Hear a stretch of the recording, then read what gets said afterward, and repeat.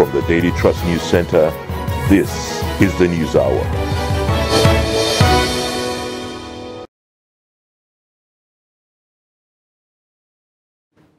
On News Hour tonight,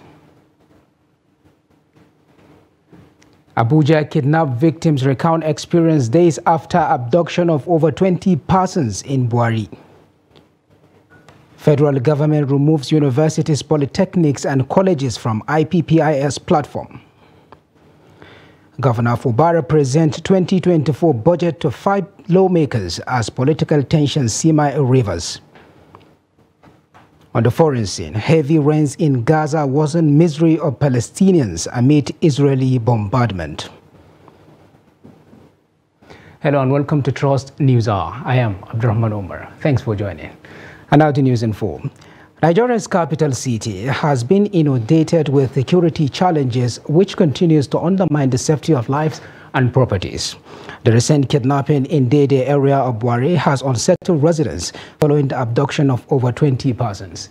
In this report, Noel Samson speaks to two survivors and community members on the aftermath of the attack. The report.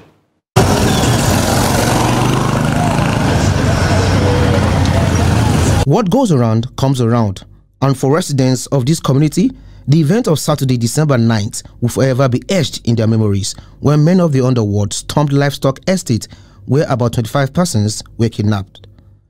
Among the 24 kidnapped, these survivors are sharing the details of the traumatic experience as they recount the sequence of attack. I was actually on a bike, so at the entrance of the estate, a group of men just approached me and the bikeman and aggressively asked me to come down from the bike. So I did, and what shocked me was that one or two of them were on camouflage.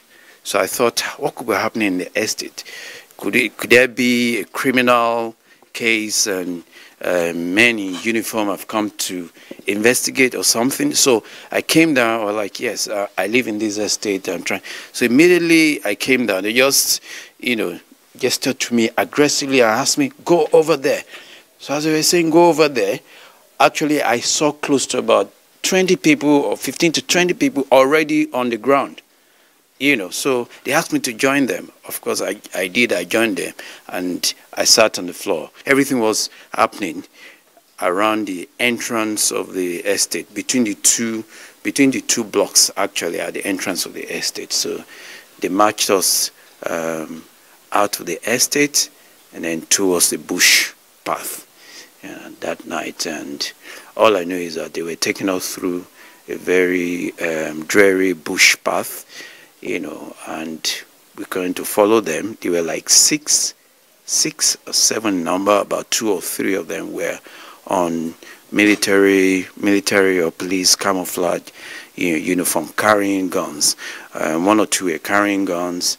At least I could see that about 2 or 3 of them were carrying knives, dagger, axe. They were just carrying, brandishing and dangerous weapons. I just finished my night prayer outside, so I stood up to tidy up the place when I saw a soldier.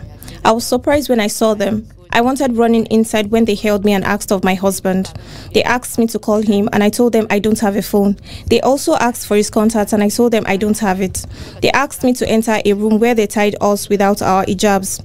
They insisted I take them to the owner of the house or anyone that knows him. So I took them to Mahmoud's house. When Mahmoud was about calling him, they collected the phone. They also arrested another person that just came back from work. I was lucky to escape and run inside my house. Honestly, I don't know the exact number of people they took away, but here they took 5 persons and they took 3 persons at the other house. That's all I know. Speaking of the recent attack, the community leader highlights the security gaps in the area while calling for a robust security system that can guarantee the safety of life and property in the FCT. This is the first time. I'm calling government to intervene for this issue, to come and look this our village, entering all this our area to make sure here we are here in peace, because this thing is not good. It started from local government to national to make sure they intervene for this problem. There's one of my neighbor who they took his poor child. His poor child is with them. So according to the information they have called yesterday, that they should bring the food for the child. And exactly what they did, they have taken the food to the location where they're asking for. Someone spoke with them yesterday. They are demanding for 40 million for each person, according to what I've heard. The recent kidnapping in Dede is emblematic of the growing security challenges in Nigeria's capital city. Despite efforts by the Nigerian police to reassure citizens of adequate security, the public anxiety over security challenges remain palpable. The FCT Police Command did not comment on the attack but restated its commitment to maintaining law and order across Abuja. Noel Samson, Trust TV News, Abuja. Well, still on security matters, at least 10 persons have been abducted by armed bandits in an attack on Zurmi town, the headquarters of Zurmi local government area of Zamfara state. The bandits invaded Zurmi town on Tuesday evening, shooting sporadically as residents were forced to scamper for safety. Troops of Operation Hadarin Daji deployed to the town engaged the terrorists in a heavy gun duel which lasted several hours. A resident of the area says 10 persons were abducted during the attack, including a nursing mother and her newborn baby. The Zamfara State Police Command has not released an official statement as of yet on the incident. And in another development, youths in Zaria have staged another protest demanding an end to the incessant killings and terrorism in the north. The youths under the ages of Arewa Must Stop Bleeding came out in their numbers at the former Eid prayer ground in Gofarduka, Zaria before embarking on the protest. They marched from Gofarduka via Prison Road to Banzazo and terminated their procession at the Emir's Palace, displaying placards with different inscriptions and chanting solidarity songs. The convener Mutakame Wada Guga said the protest was to lend their voices against the increasing spate of security challenges bedeviling the north. He said the north is currently bleeding with excessive killings of innocent people both by bandits and security agencies, saying the situation spells doom for the future of the youth. An activist, Zainab Saleh Baba, lamented the sufferings of women who bear the consequences of such killings and called for immediate action against such nefarious act of killing the innocents.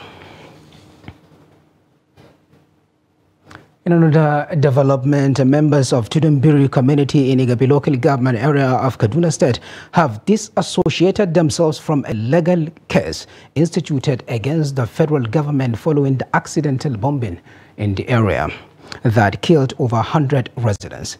The community members made their position known at the Sarkashim Ibrahim House, Kaduna, during a meeting with the state governor. The report.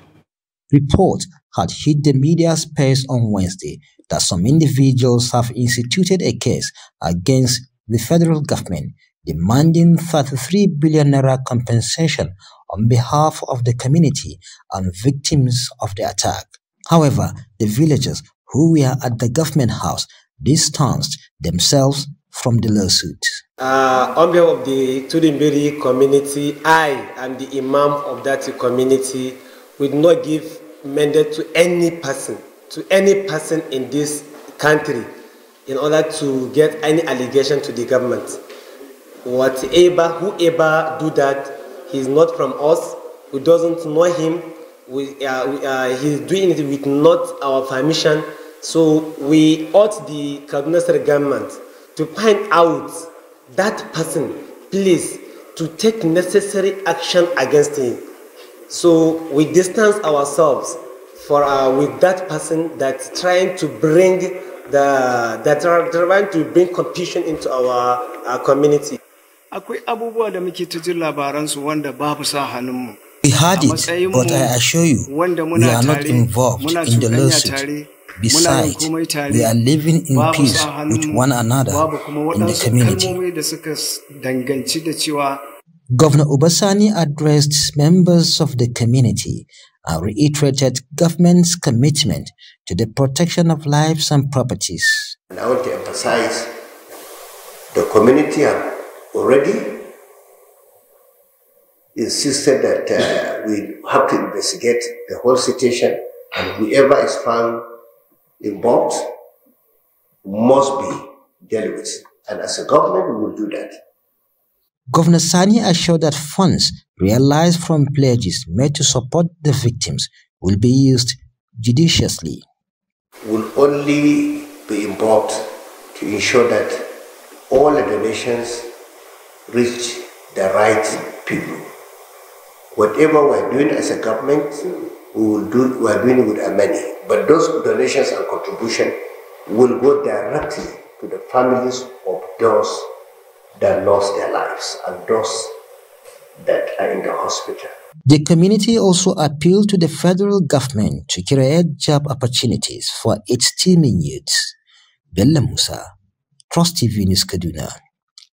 In the meantime, the Nasarawa State House of Assembly has directed the member representing Doma South constituency, Musa Ibrahim, to resume legislative activities as he declared vacant his seat in error. Speaker of the Assembly, Ladi Jato, gave the directive during the House proceedings in Lafia.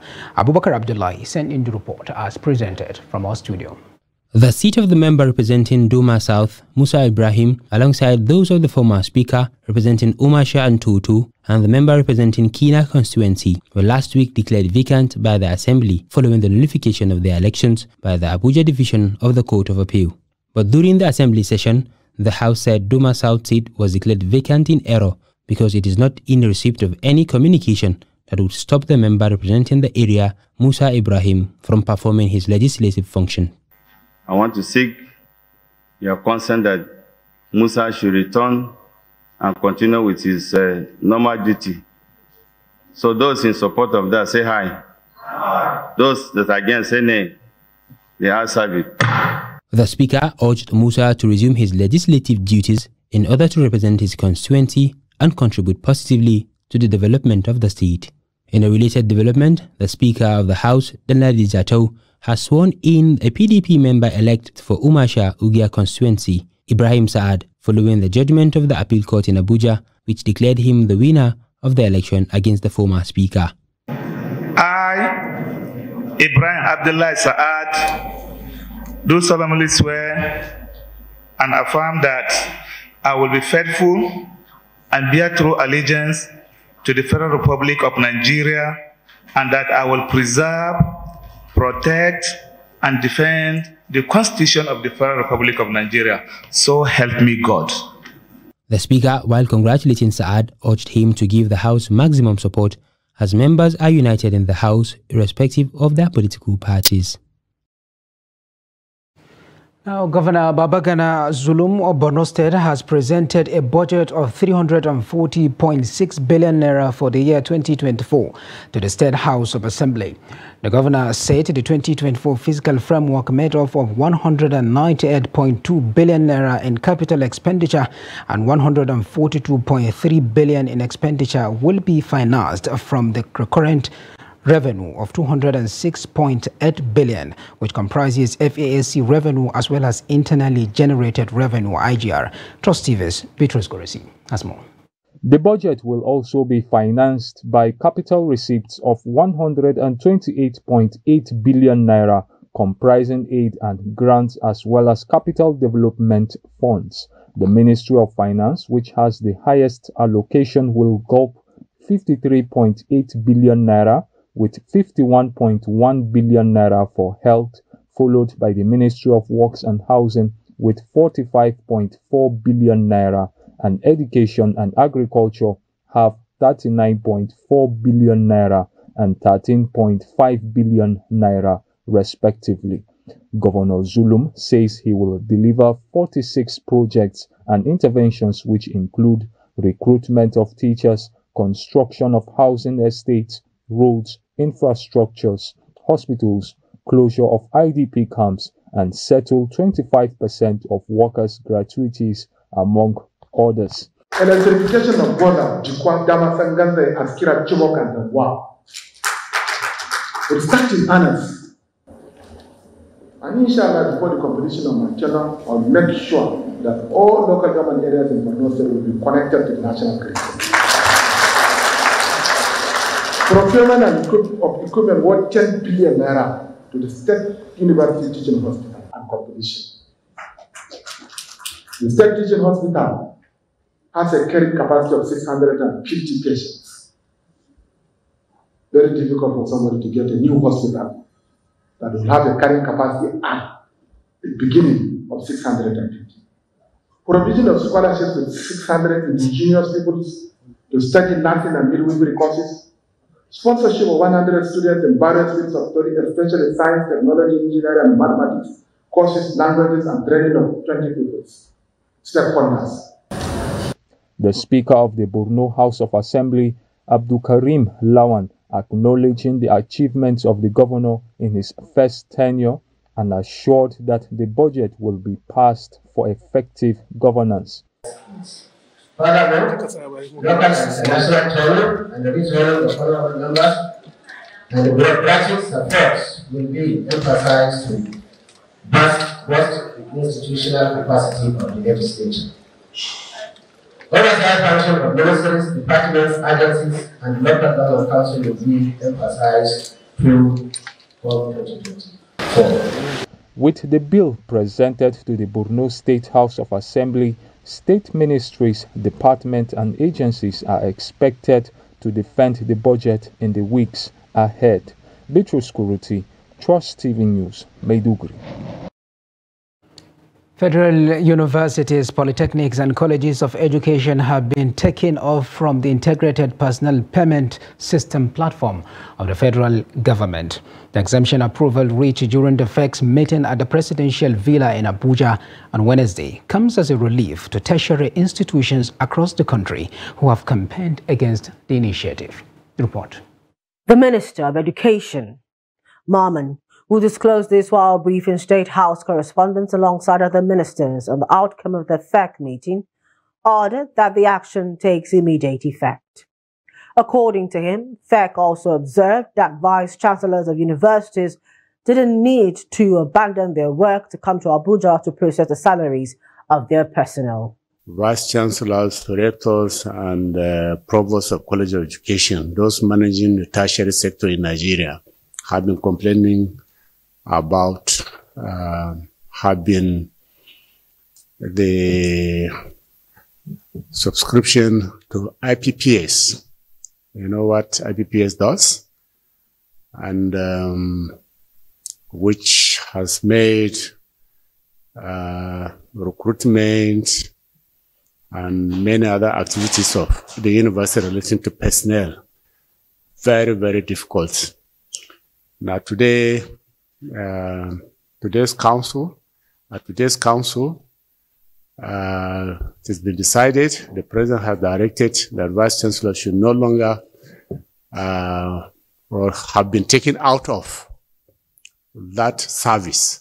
The federal government in 2006 introduced IPPIS as one of its reform initiatives for the effective storage of personal records, saying the move would improve transparency and accountability. Earlier, President Bola Tinubu had sworn in Musa Aliyu as substantive chairman of the Independent Corrupt Practices and Other Related Offences Commission, following his confirmation by the Senate.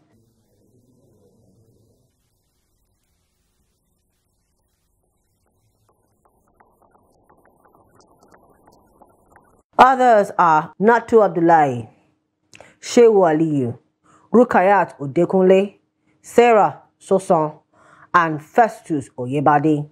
The president personally administered the oath of office on the new appointees, whose appointments were recently confirmed by the Senate in accordance with the provisions of the 1999 Constitution of the Federal Republic of Nigeria as amended. Rivers State Governor Similaya Fubara on Wednesday presented the 800 billion naira 2024 appropriation bill to the Edison Ehe-led faction of the Rivers State House of Assembly. The presentation was done at the Government House in Port Harcourt following the demolition of the Assembly complex by the state government as political tensions mount in the state. The report. We'll bring you the report during our subsequent bulletin. Now, in a sad development, the Kano State Fire Service has confirmed an early morning fire on Wednesday gutted 17 offices at Gwale Local Government Secretariat. The public relations officer of the service, Saminu Abdullahi, who confirmed this in Kano, said the ground floor of about 300 and 200 feet used as an office and others totaling 17 was completely razed down. He also said a 406 Peugeot, 1 highest bus and a station wagon ambulance were slightly burnt. He assured that the service was investigating the cause of the fire. Meanwhile, in a related development, a fire outbreak has destroyed properties worth millions of naira in Ilorin, the Kwara State capital, on Tuesday evening. The fire outbreak was reported as Zion Overcomer opposite Doro Suleiman House, University of Ilorin Road, in Ilorin South local government area of the state. The incident was reported at about 5 p.m. on Tuesday and was eventually subdued by firefighters, preventing further separate facilities in the area. 7 shops were affected by the fire, according to the spokesman of the State Fire Service, Hassan Adikule. There was, however, no record of casualty, while the cause of the fire was attributed to a power surge. The Director of Kwara State Fire Service, Prince Faladi John Olumuyiwa, called on the public to observe and practice safety measures during this period when fire outbreaks become regular. He also encouraged the public to call emergency services in times of need.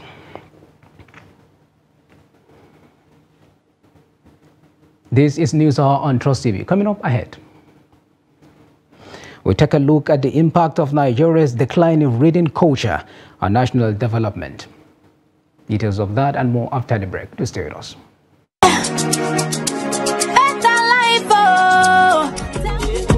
That's right, you too could be one of the 20 Zenith Bank customers that will win 150,000 Naira every 2 weeks from June 1st, 2023 until May 31st, 2024 in the Zenith Better Life Promo 3.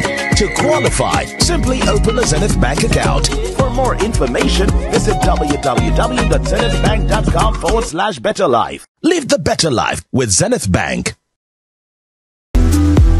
It's time to jackpot for more fun. This season, there are loads of exciting content. Enjoy all the drama, intrigue, suspense, and romance in a wide range of telenovela series, Nollywood movies, Bollywood, kiddies program, and introducing our new kiddies channel, Boing. After 5 years of waiting, the Nigeria Premier Football League is finally back, live and exclusively on Star Times.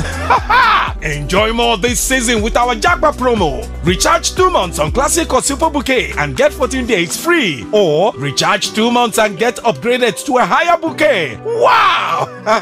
Recharge now and jackpot for more fun and stand a chance to win Sundial TV and other fantastic gifts. Offer runs till January 20, 2024. Terms and conditions apply. Star Times. Entertain your family.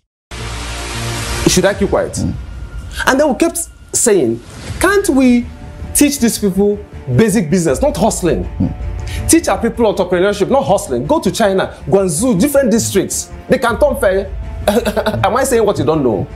So this about this thing. Yeah, but this time around we are talking about appointment of ministers, where there is an express provision in the constitution as regards that. Let's come to appointments. You know, it is the status of FCT that the constitution has made is too complicated for people to understand. However, if you are to go backwards and do a kind of audit, you will be shocked to find that the resources so far expended on the SDGs far outstrips the achievements face to face. Most of the time when you are involved, it's difficult for you to draw back and have a holistic view, because what? Sentiment would always come to play, because all of us would definitely, I had, like I told you yesterday, I was 100% convinced that you cannot say you are qualified without bringing in a document.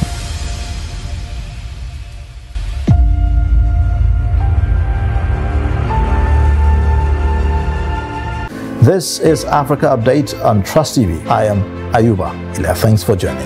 Rise of Africa, stand and make sure that our people and And the story of the OAU can be told and retold. It cannot be denied that it made a contribution to the process of decolonization of the continent in many ways. Ethiopia is where it is today in no small part because of the tireless efforts of the African Union and the wisdom of its deeply held belief in the principle of African solution to African problems. The bulk of African countries were under colonial rule in 1945. So they did not take part in the negotiations that established the Bretton Woods institutions. That the African continent is not included in the South-South relations. And therefore our objective is to ensure that the Africa Free Trade Agreement is actually implemented. And the BRICS countries, all of them are trading with Africa. And we know that there are resources in Sudan, especially in Darfur. And that is why Darfur has been on the front burner for a long time. So Cameroonians are anxious, Cameroonians are impatient, Cameroonians are like, oh, many of the guys are not talking today. You can read it all over the social media. Egypt has officially declined to accept fleeing Palestinians for fear that the more Palestinians you accept across the border into Egypt, the more trouble there may be for the country in the nearest and farthest future.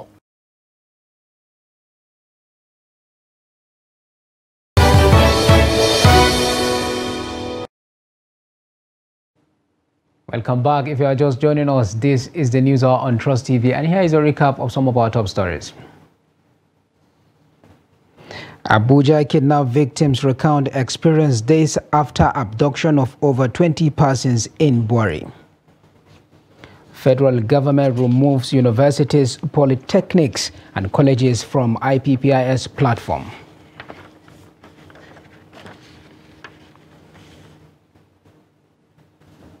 Earlier, we said we'll bring you the story of River State Governor, which he presented the 800 billion naira 2024 appropriation bill to the Edison Ehe-led faction of the River State House of Assembly. That report is ready now.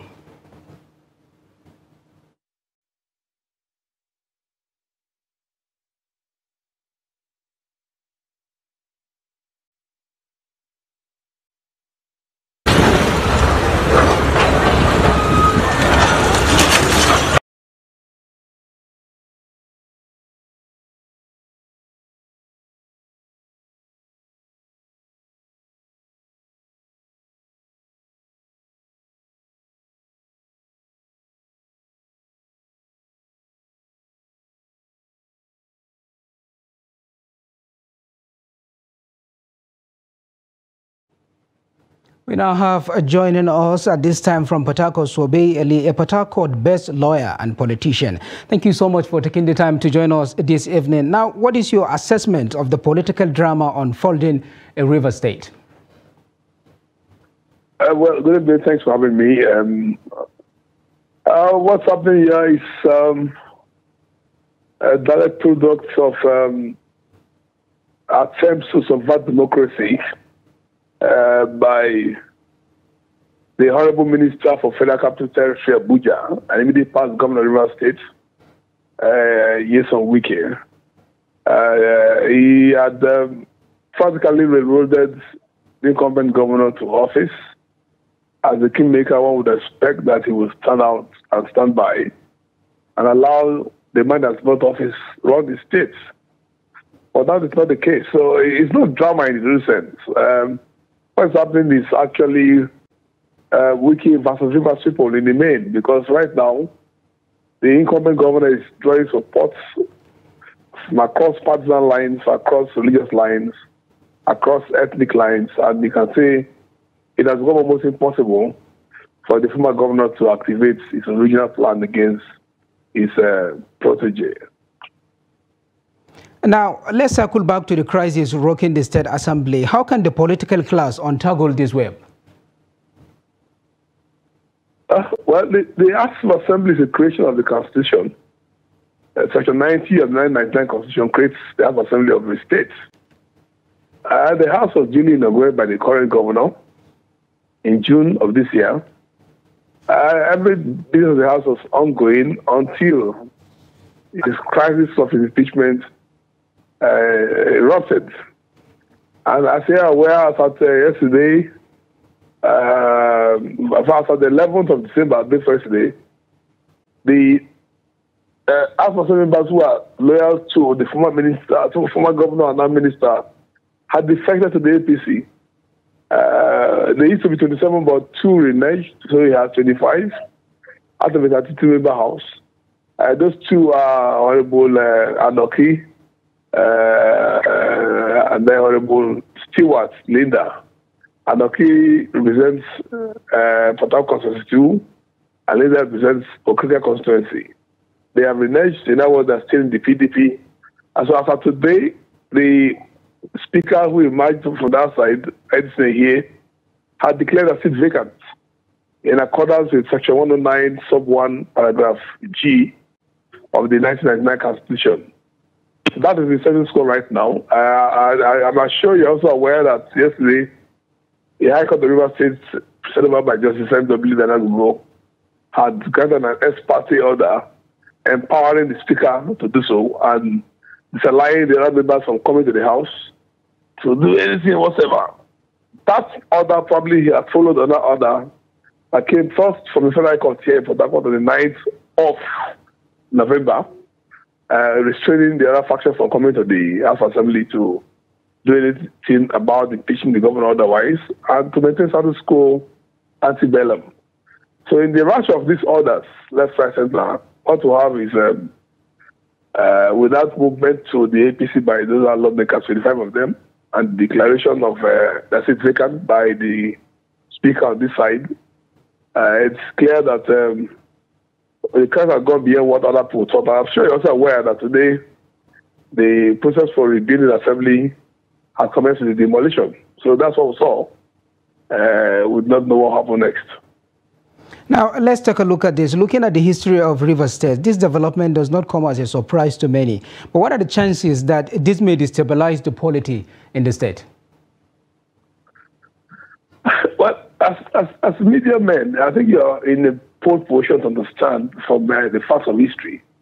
Rivers State used to be an oasis of peace. There was political tranquility here until 2015. The journey to 2015 began with the former Minister for State Education, now Minister of ICT, working hard to upstage the apple cart and succeed his brother, the immediate past Minister of Transportation, Roto Amechi. That's the genesis of the political turmoil. It was Wiki taking office out of turn. How do I say so? And why do I say so? Rivers State has a largely multi-ethnic character like the larger Nigeria.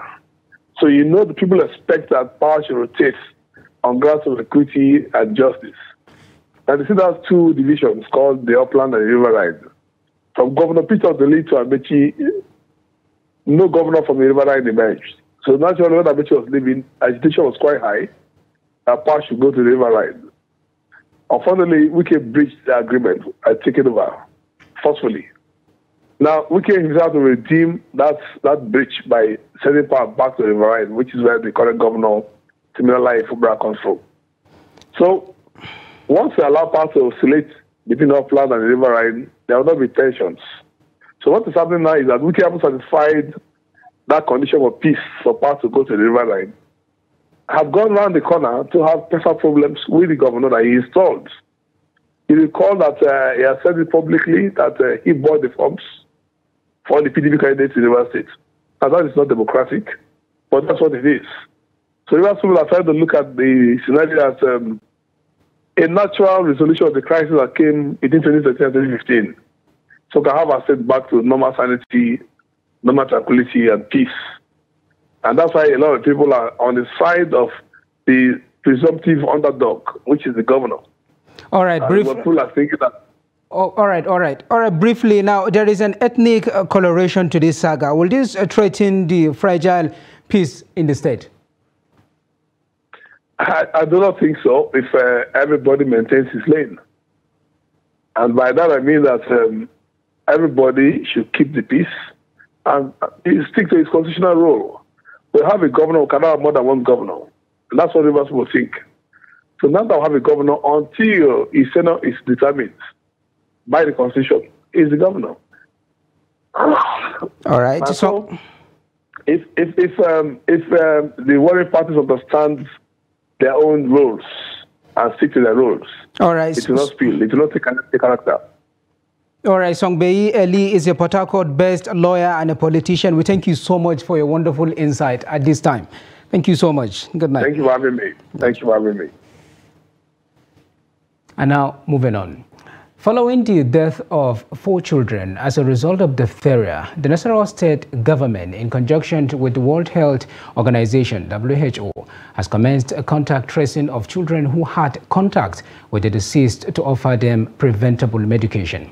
The state health educator Ishaya Amigwa disclosed this during the State Social Mobilization Technical Working Group meeting in Lafia. On Wednesday, Amegwa stated that children are usually vulnerable to diseases, hence the need for parents to avail them for preventable vaccination.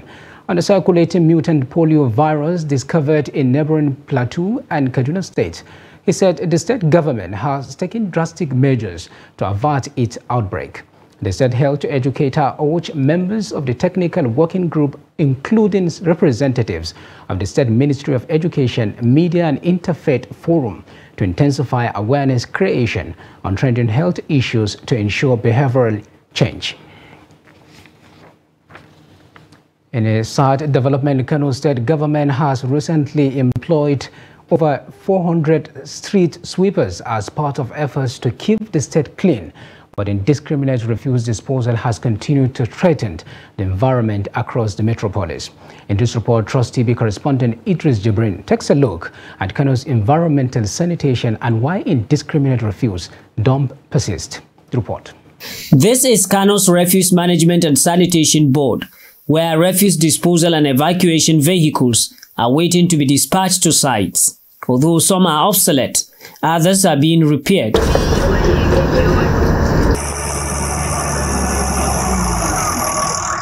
Day and night, refuse evacuation exercise is carried out in Kano. Yet, indiscriminate refuse dump remains a threat to the environment. Our problem is people that are dumping this in the street, in the road. They don't care. We have a dumping site. We have more than 160 dumping sites. But the people, they don't willing to cooperate. Some Nigerians don't want to. They don't want to cooperate and take this in, especially to the dumping site. When they pick it from your house or anywhere house or in the street, they will just put it in the street. This place where refuse is dumped is one of Kano's popular routes, linking motorists and traders to the famous Abubakar Rimi market in Sabongari. From marketplaces to motor parks and junctions to densely populated areas, the story is the same. Some people in their house does not even have money to buy pure water. So if you don't have money to buy pure water and you need to give people that will take disposal out from your house, it will cost maybe 15 naira, 100 naira. You don't have money, you have to trade anywhere you want to trade and ease yourself.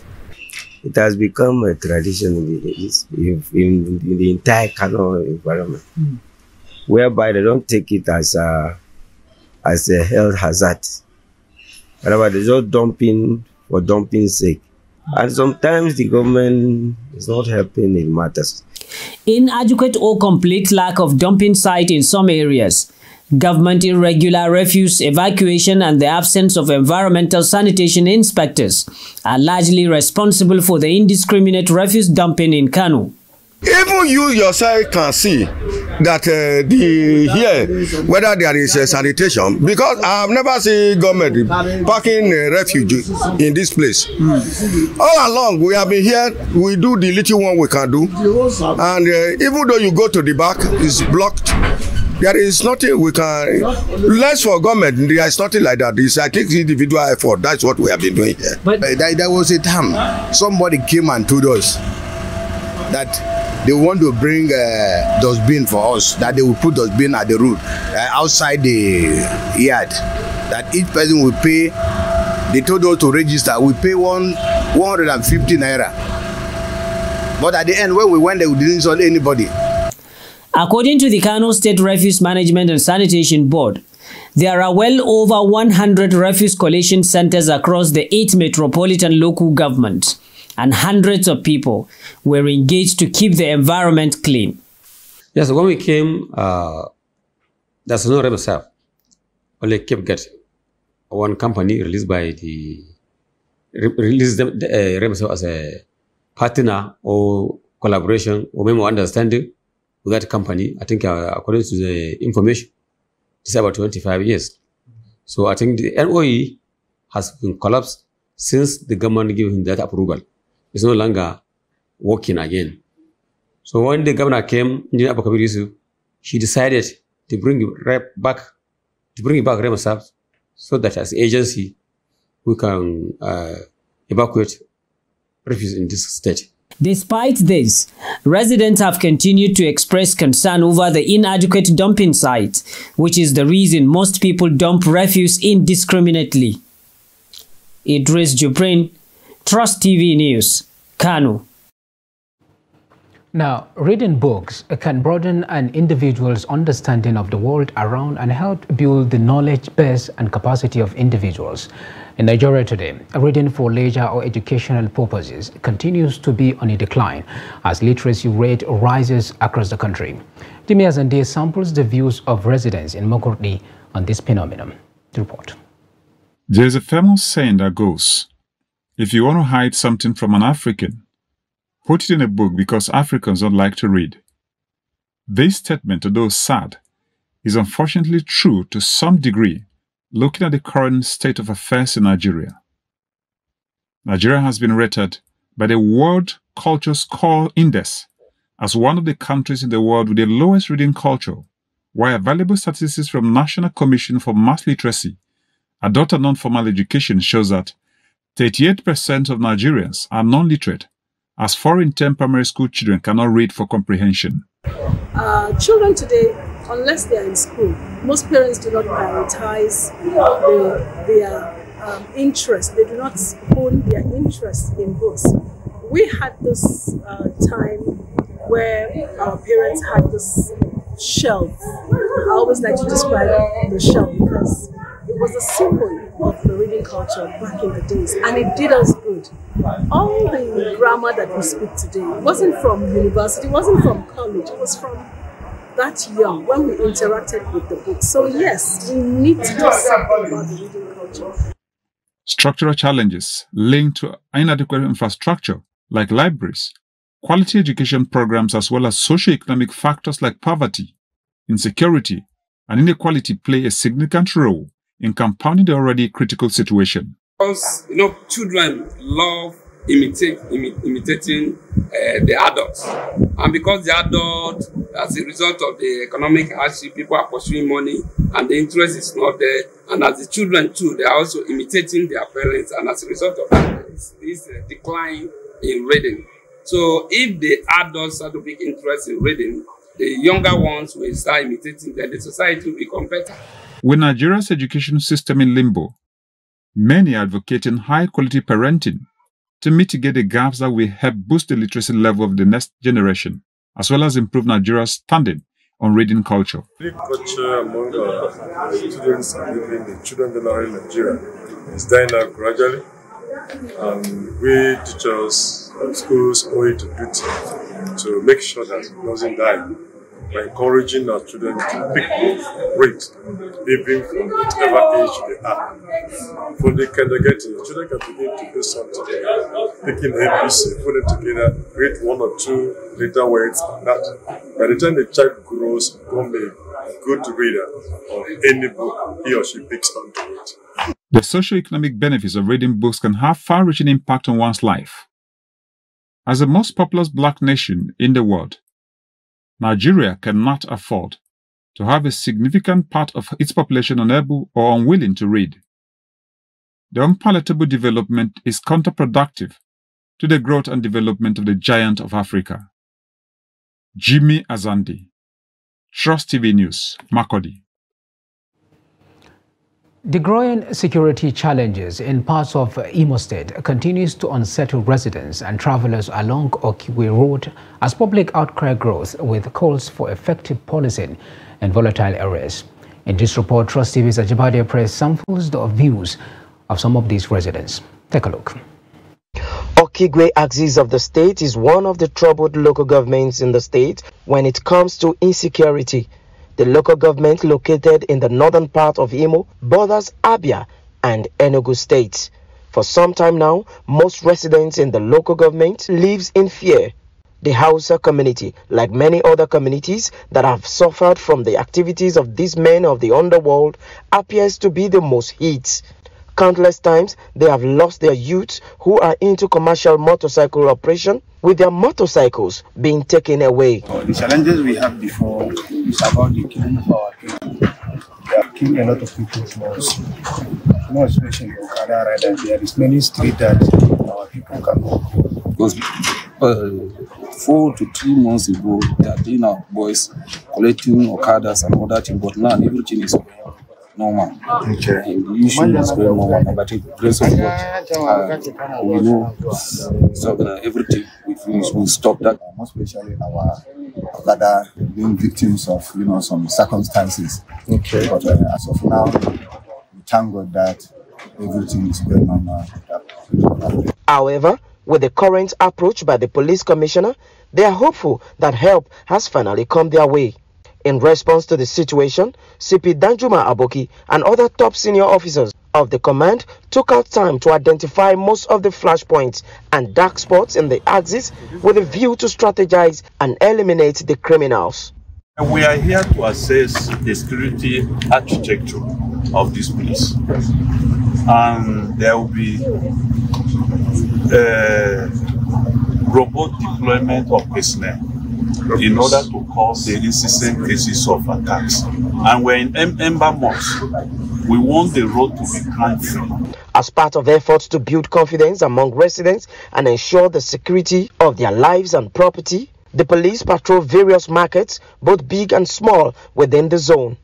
The CP, YAT 34 Brigade FOB in Okigwe, said his command is in synergy with the army, assuring that sooner than later, the hoodlums wreaking the havoc will meet their Waterloo. And the relationship between the military and the police has been very cordial, very cordial. They have been calling my personnel, that is the area commander and himself too, if there are any distress call, the contact he has been assisting. With the synergy among the sister agencies and the reassurance of the police, it is hope that the Imo residents, especially those in Okigwe axis, will now enjoy a peaceful atmosphere and go about their normal lives, especially during the Yuletide.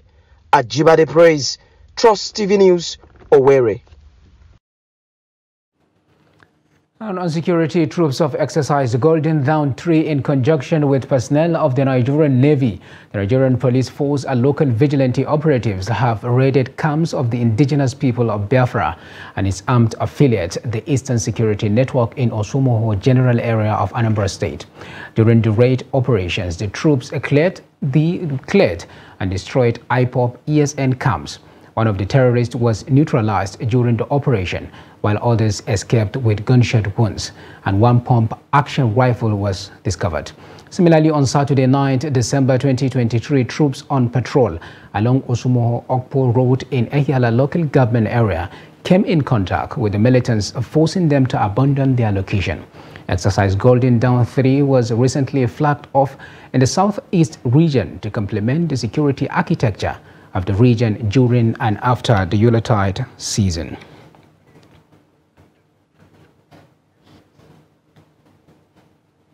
In the meantime, the Minister of Women Affairs, Oju Kennedy, has revealed that the ministry in recent times has spent over $10 million on frivolous meetings. The minister stated this at a Women Stakeholders Conference organized by the House Committee on Women Affairs and Social Development. The report. She described most women meetings as unimpactful and highly wasteful, insisting that going forward she will no longer partner with advocacy groups.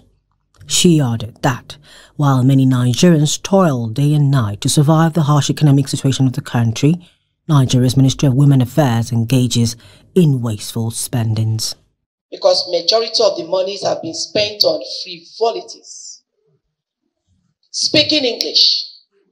Going for meetings, $10 million could be spent on just meetings, advocacies, travelings, and we're seeing it. Instead of us to focus on it, what all of us are doing, please include me, I want to go. So that they get something. That little money you get and your country is going down by the day. Nobody cares. Until we focus on those issues, talk to ourselves, and then the government, the way the committee is working, I'm pleading with them to work on changing the policies. Speaker of the House of Representatives, who was represented by the Deputy Chief Whip of the House, Adewumi Onanuga, said the Green Chamber has taken deliberate effort to ensure the women are given special treatment as enshrined in the 10th House legislative agenda. The legislature, especially the House of Representatives, has taken deliberate steps to give prominent place to women in the 10th House legislative agenda. This conference is an opportunity to advance various strategies to drive the vision for which the We Win was initiated, and I thank the organizers of the conference for putting it together. The minister, however, said she will cut down on some visits by advocacy groups, saying such were encouraging waste within the system.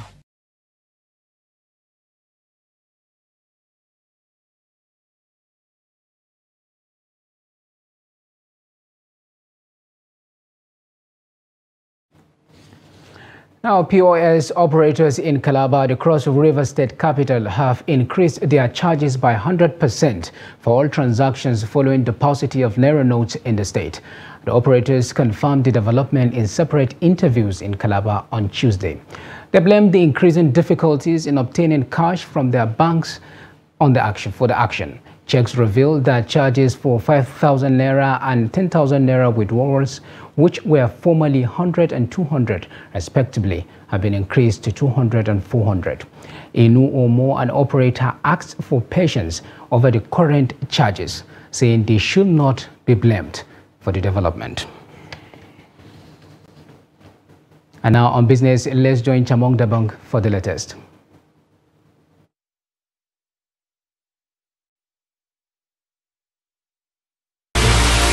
Should I keep quiet?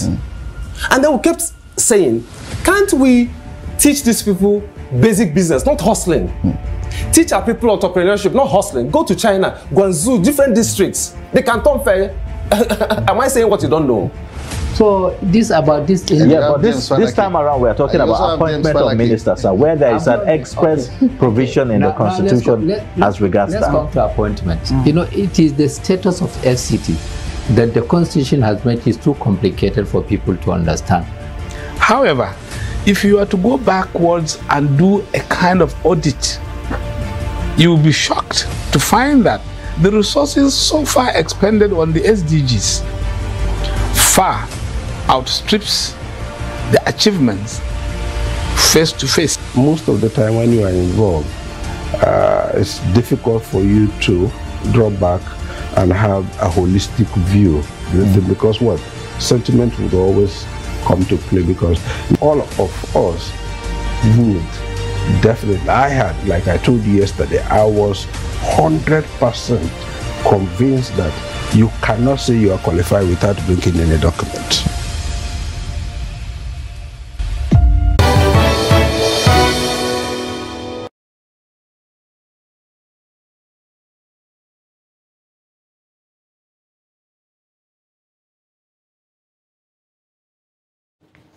And now away from Nigeria, heavy rains and cold winds in Gaza have worsened the misery of displaced Palestinian families forced from their homes and now camping in flooded tents.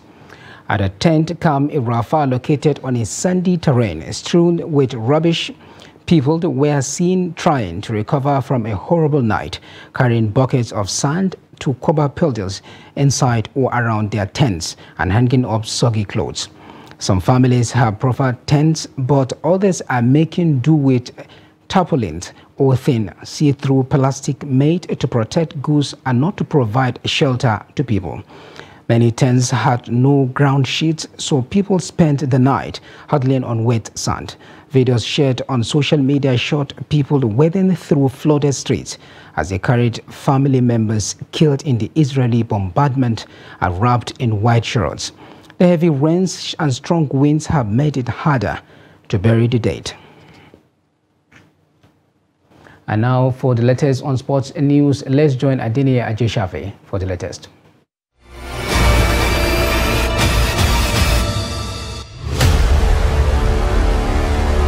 The second season of Scrabble in the Jungle Gen Z edition has ended with Musa Lateef, a University of Lagos student, scooping the title after 32 rounds of play. The 200-level biochemical engineering student's unusual strategy to keep his score above other Scrabble rivals show class. Hence, he was crowned the king of the jungle with 20 wins in a cumulative of 654 points. The World Bank portrayed confidence when faced by his closest rival and day one champion Wasiu Hassan, whose defeat in the last round saw him drop to the top in the log with 19 wins and 862 points. Lateef was decorated by former world champion Wellington Jigere and President Scrabble Las Vegas Musa Olashukwu with the symbolic king of the jungle shirt. And later Lateef said his participation and win are worth it, even though it was a tough battle. God did. It's not so good, just God did. So many people. So many people. Number one, to the organizer, my namesake, as the first person. Because he assisted us a lot. Like, he has done a lot. Even to mention and the one else to mention, he has done a lot. Current African youth champion David Ojere came second with 20 wins after defeating fourth place Karim Jamil in the last round. Muyiwa Moshope won Best Behaved Housemate after the 3-day tournament. Other participants who featured at the boot camp were Akim Ogundokun, Priscilla Akabwe, Ogenekaro Onekwewe, and Ola Joy. President Scrabble Las Vegas Musa Olashukwu thanked sponsors and others who supported the success of Scrabble in the Jungle. Hopefully, with everybody's support, we'll be able to come up with something bigger and better by next year. The journey has been a bit steep, but yes, we are making progress. That is why I'm very happy about it. Fans appreciate the organizers for setting up such a tournament, lived up to expectations in promoting Scrabble sport. And still in sport, Minister of Sport Development John Owa-Eno is leading a ministerial retreat on athletes' performance at the 2024 Olympics and 2024 African Games, which aims to address factors responsible for poor performance of Nigerian athletes at international sports competitions. Eno also said the Ministry of Sport Development will use the retreat to address performance-hindering issues such as lack of a structured process to improve performance of athletes, absence of professionalism from sport administrators, athletes and athlete support personnel, funding and late release of funds, athletes' preparation in terms of good training programs, anti-doping education and lack of scientific approach to training programs. The Ministerial Podium Performance Monitoring Team will monitor the preparations of Federation athletes for 2024 African Games. And with that, we have come to the end of the Trust TV News Hour. Do not forget to follow us across all our media platforms and our YouTube live stream for more news programs and documentary. I am Abdurrahman Omar. Thanks for watching. Bye for now.